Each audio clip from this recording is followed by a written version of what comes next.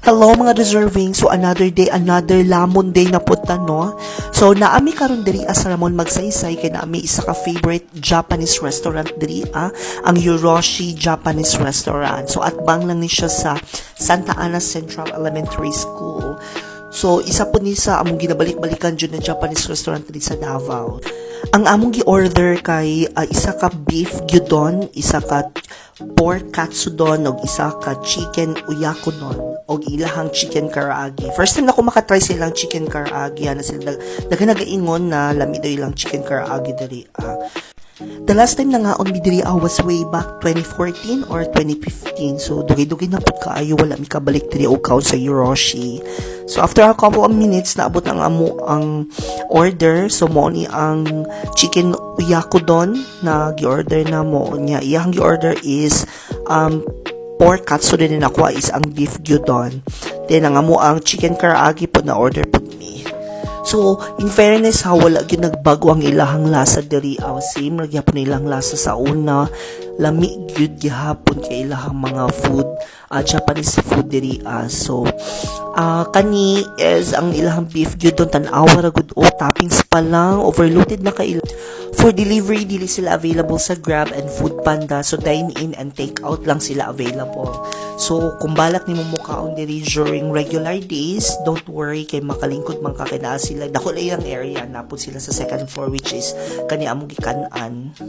So, ang struggle lang gyud pag downtown area is ang ka-parkingan. So, pag kugihan ka mangita ka-parkingan, go! Ang next na akong gitry is lang chicken karaage. In fairness, lami ilang chicken karaage. Crispy and juicy siya inside. Ang sunod is ilang chicken uyakodon.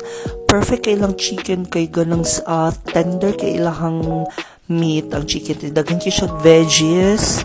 Na siya carrots, na siya corn, na siya Chinese peche man siguro ni siya.